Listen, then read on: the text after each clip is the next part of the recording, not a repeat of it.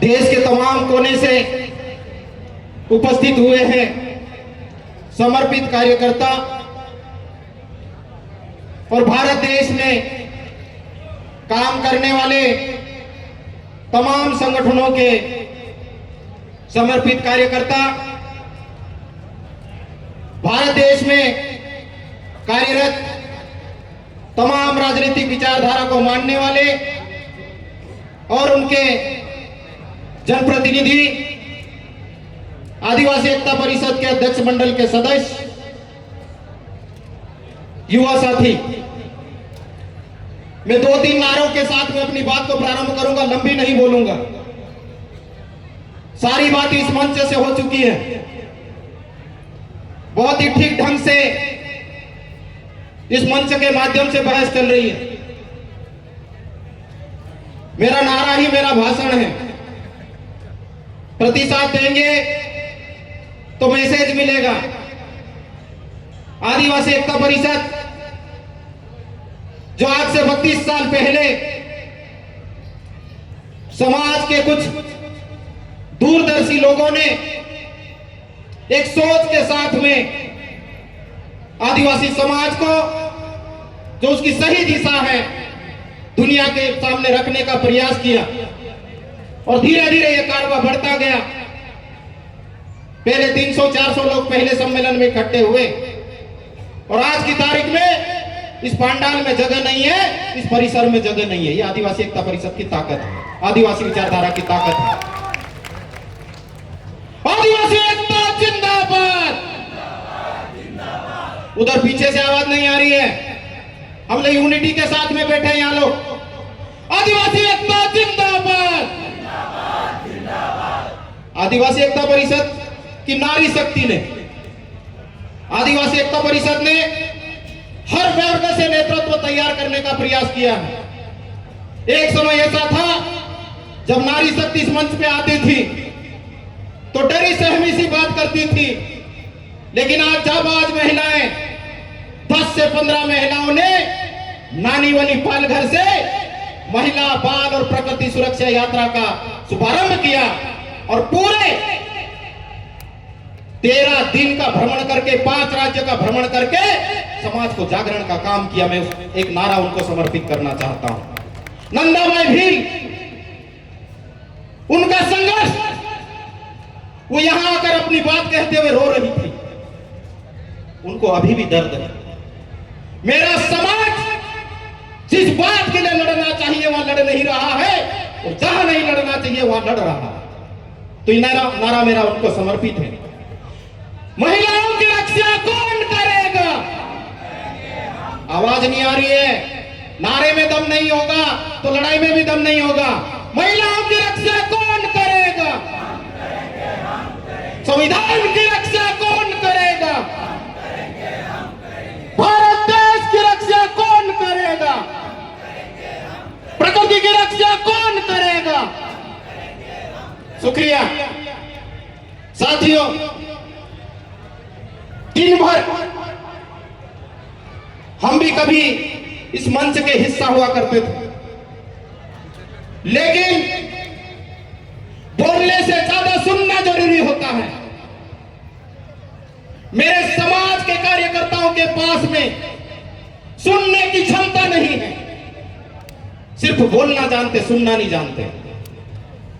तो मैंने सुना और बहुत अच्छा लगा। और एक बात ट्रांसफर करने की होती है। हमने हमारी जिंदगी में सारे काम पूरी शिद्दत और ईमानदारी से किए हैं, चाहे बचपना में माता पिता के साथ में रहने की बात हो, पढ़ाई की बात हो, नौकरी की बात हो और आदिवासी एकता परिषद की बात हो, और अभी जो जवाबदारी मेरे पास में है उसको भी पूरे सिद्धांत और ईमानदारी के साथ में करना चाहता हूं। और इसलिए कहीं पे हमें मात भी मिल सकती है, लेकिन ये लड़ाई हार और जीत की नहीं है। ये लड़ाई इस समाज को जिंदा रखने की है, इस दुनिया को बचाने की है, इस प्रकृति को सुरक्षित रखने की है। तो हमको सारे कार्यकर्ताओं को ईमानदारी रखना होगी, वफादारी रखनी होगी। जहां भी जिस मंच पे आपकी बात हो, पूरी निडरता के साथ में रखनी होगी। और आज के इन हालातों में समाज जागरण की वजह से आज पूरे मंच पे पॉलिटिकल डिस्कशन चल रहा है, चाहे विधानसभा हो या लोकसभा हो। कंपैरिजन कीजिए 1950 और 2025 का, कितना अंतर है। कभी जयपाल सिंह मुंडा अकेले लड़ते थे, लेकिन अभी कई जयपाल सिंह मुंडा इस समाज से निकल करके विधानसभा में भी गए हैं और पार्लियामेंट में भी गए हैं। यह प्रक्रिया का हिस्सा है, बदलाव आ रहा है, लेकिन बहुत ही सब्र के साथ में हमको काम करना होगा। आदिवासी एकता परिषद के 32 साल हुए।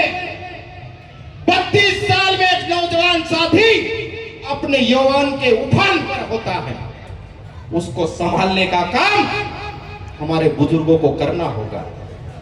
कहीं हम भटक तो नहीं रहे, हमारी जितनी ताकत इकट्ठी हुई, कहीं ऐसा तो नहीं कि आने वाले 50 साल पीछे हम समाज को ले जाने की प्रक्रिया में आगे बढ़ रहे हैं। यह हमको मंथन करना होगा। जितने युवा समाज के लिए आ रहे हैं, उनको हम सैल्यूट करते हैं, एक हाथ नहीं 2 हाथ जोड़ के सैल्यूट करते हैं। लेकिन हमारी प्रक्रिया, हमारी दिशा, हमारे कार्य सही होना चाहिए, ताकि आने वाला समय हमें याद रखे। जैसे कि लोगों ने नाम गिनाया, मैं नाम नहीं गिनाऊंगा महापुरुषों के, तो उसके लिए आदिवासी एकता परिषद ने आज थीम दी है, मूल बीज ही जलवायु परिवर्तन का समाधान है। जितने युवा आए हैं, युवा सबके टारगेट में हैं, मेरे भी टारगेट में है। युवा साथियों को समझना होगा कि आखिर ये मूल बीज की लड़ाई है क्या। राजनीति तो होती रहेगी, आती रहेगी, जाती रहेगी मेरे साथियों, लेकिन ये जो लड़ाई है ये खत्म होने वाली नहीं है। आपके मूल बीज पे आक्रमण है आज की तारीख में।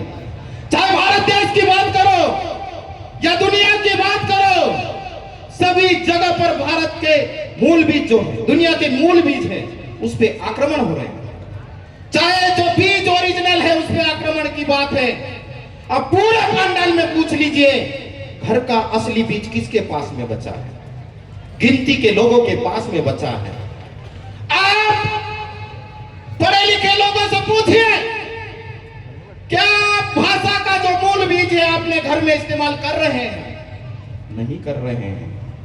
ठीक है, धर्म, पंथ, राजनीति सब बात करना, लेकिन फिर भी आपकी परंपरा की बात पढ़े लिखे लोग, और ज्यादातर पढ़े लिखे लोग इस पंडाल में बैठे हुए हैं, ऐसे कितने लोग हैं जो शहरों में कानूनी बना करके बैठ गए हैं और अपनी मूल परंपरा का पालन कर रहे हैं। हम दुहाएं देते सब लोग, लेकिन अपने घर में वही परंपरा का पालन करते हैं जिसका तुम बहिष्कार करने की बात कर रहे। हमको व्यवहार को स्वीकारना होगा, समझ गए?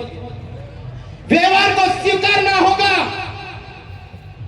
और असलियत को जानना होगा। यदि इस महासम्मेलन में लाखों लोग आ रहे हैं, उन सबको समझना होगा कि ये मूल बीज है, इस साल का थीम है। जैसे हमने बोला, जो भी काम करो ईमानदारी से करो, नहीं तो बोल दो ये काम मुझसे नहीं होगा। तो यहां जो आए हैं, कुछ सीख के जाना मेरे साथियों। सुना होगा, देखा होगा, महसूस किया होगा, वापस जाके व्यवहार में उतारना। इस मंच पे हर व्यक्ति नहीं आ सकता, बात बोल नहीं सकता, लेकिन अपने अपने इलाके के सामाजिक और राजनीतिक नेता आप सब लोग हो, तो सारी बातें अपने अपने इलाके में जाके वापस कीजिए। और ये जो मूल बीज की बात की गई है आज, पूरे साल भर कीजिए, तब अगले सम्मेलन में मिलना। और बात करना कितना परिवर्तन आया। मैं ईमानदारी से कह रहा हूं कि यदि समाज के बीच में सही बात लेके जाओगे तो उसका प्रतिशत मिलेगा। और यह आदिवासी समाज विविधता में जीता है, अनेकता में एकता की बात करता है, और यही हमारी पहचान है। किसी की आइडियोलॉजी कुछ भी हो सकती है, हमें बहुत ज्यादा बात नहीं है, लेकिन जो आदिवासियत है सिर्फ उसकी बात करो, वही आदिवासियों का समाधान है, ऐसा हम मानते हैं। तो मेरी बात लंबी ना खींचते हुए मैं फिर से मेरी माता बहनों को सैल्यूट करता हूं। आप लोग आगे बढ़िए, यह आदिवासी एकता परिषद आपके साथ में है, देश के तमाम संगठन आपके साथ में है। जहां कोई दिक्कत हो हमारे वरिष्ठ साथियों को याद कीजिए। हम महिला नेतृत्व इस देश में खड़ा करना चाहते हैं, ईमानदारी के साथ में। यदि महिलाओं के हाथ में नेतृत्व आ गया तो मैं सही कह रहा हूं, मूल परंपरा की मूल बीज की ओर हम लौट आएंगे।